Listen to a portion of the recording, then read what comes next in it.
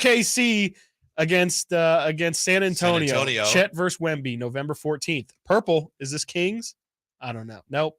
Warriors. Oh, yeah, 28th. Warriors Kings. November 28th. Home game. Is it a home game? Yeah.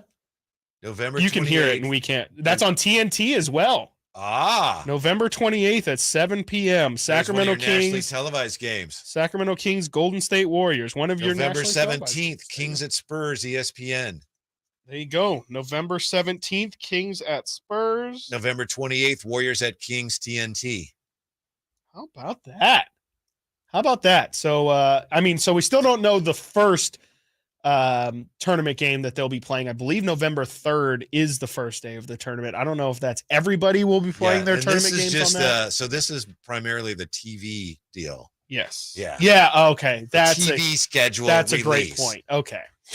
So even then, we still don't get the entirety of the tournament release today. Just the big games that are on TV. And look at that, Kendrick Perkins. Which West matchup are you most looking forward to seeing?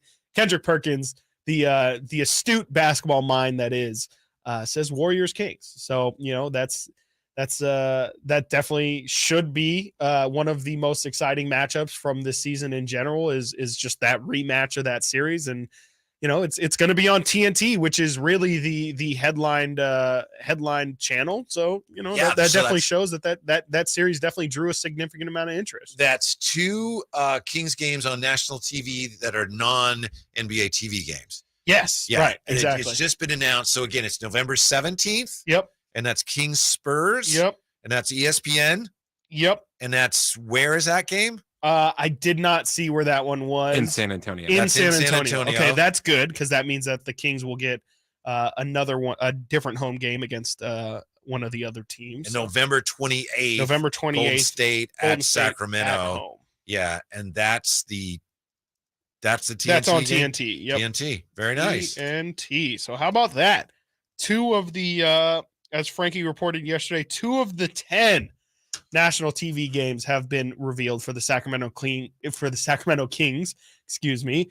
And that's all right. This is very exciting. One of those games is also supposed to be, I think Frankie mentioned yesterday, opening night is also supposed to be one of the national TV games for the Sacramento Kings. So good to see them getting some love on national TV, and gonna get a Wemby game on ESPN as well. Mm-hmm.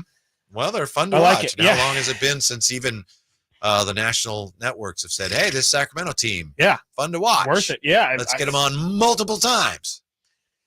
I cannot think of it. I mean, maybe that season with Rudy Gay and Rondo and George Karl and all them, when there was some excitement about the name power here, but even Malika Andrews is agreeing with Kendrick Perkins, saying that Warriors Kings is the series to look forward to. So that's really big for the Kings, just to be in that national spotlight. And we were talking about them being quote unquote disrespected by not being put on the Christmas Day games, but I think that this is a step towards that in being a team that is one that multiple people are looking out for, and just getting extra national TV games, I think, is just a positive sign that this team, in terms of the national hype, is definitely getting up there. And they can always be flexed into more national TV games as well. Yeah, here's what's been announced as they unveil the in-season tournament TV schedule. November 17th, the Kings will be visiting the Spurs on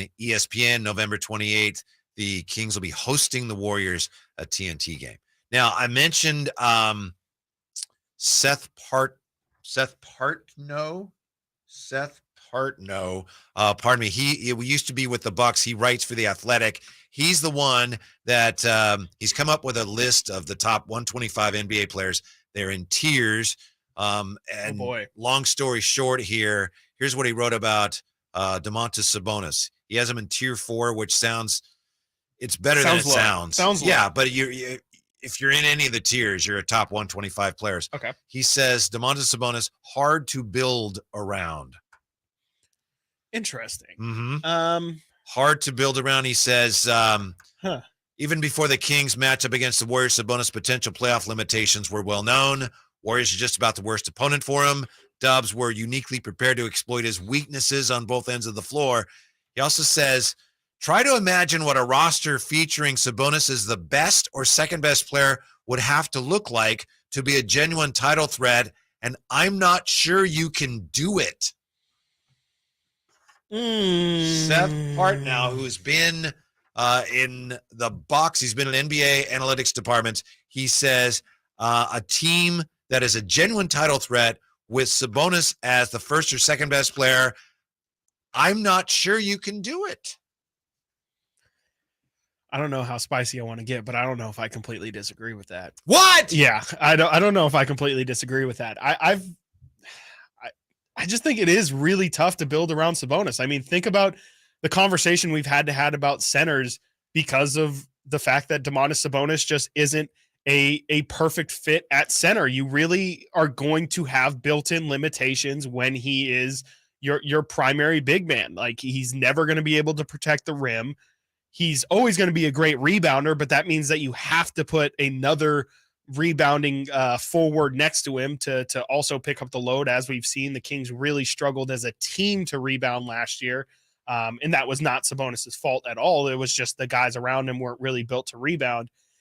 It's also like the shooting part, like building around him and Fox is pretty difficult because as two non-shooters, it requires everyone else who's on the floor to be shooters. So I'm not going to say it's impossible, but it is really tough to build a team around, especially when you're going to be paying Sabonis as much as he is. It's going to be tough to bring in. I think ideally he would be a third star, but a really good third star at that. That speaks to the importance of Keegan Murray becoming a star. Absolutely. By the way, Keegan Murray is also in the top 125. Wow. Keegan Murray, he's in tier 4. So is Herter and so is Monk.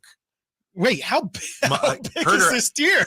Herter actually is, Herter and Monk are in tier 5. Keegan Murray's tier 4. It's really complicated. You can't compare it to the quarterbacks thing. Okay. Because the quarterback tiers, everybody who's a quarterback is in it. Sure. Not everybody in the NBA is in these tiers. Okay. And Seth Partnow says this is the way people who put together rosters, they look at players. They put them in tiers. Okay. So, but anyway, it's more of like a trade value kind of tier. Kind of value, more just value. Herter, Monk, and Sabonis and Murray so far are in the NBA's top 125.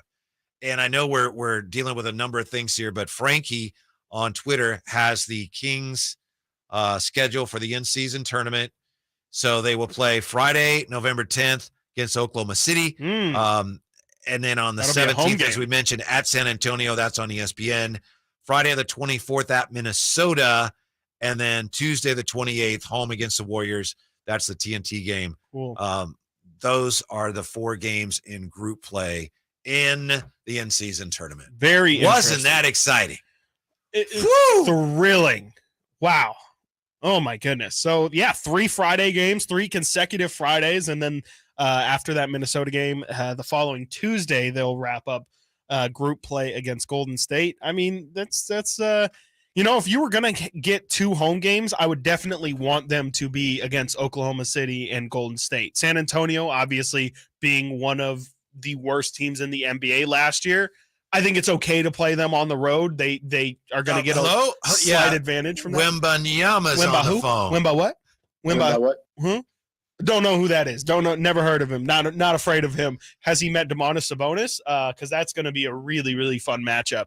I have no problem playing San Antonio in their place. And then, Minnesota, that's going to be a tough matchup no matter where they play. But I'm okay with, playing OKC instead of Minnesota at home. I just think OKC next year has potential to really be a dangerous team. And, there's going to be Shea and Chet and Josh Giddey as well. I would much rather play that team at home as opposed to Minnesota. OKC is a little scary.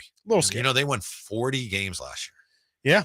Yeah, definitely. And they're all like average age, like 14 years old. Something like that. Absolutely. Yeah. I mean, they're every bit on the rise as the Kings are at 100%. Like they are going to be right. I think they're going to be neck and neck with the Kings in terms of like the best young cores in the Western Conference for a really long time. I mean, and they still have tens of draft picks left in order to build that thing out over the next couple years. They're going to be a scary team to face. And it's good. I think it's better that the Kings get them out of the way first and earlier in the season, though it's only 2 weeks earlier. But I think that, as far as these group stages go, I think that's about as favorable of a schedule as the Kings could have gotten with their home games. Kings bowl prediction of the day is coming up here as we continue to digest the just announced in-season tournament schedule, and we'll continue kicking around this notion that if Sabonis is one of your 2 best players, you can't win a title. How about that? Next.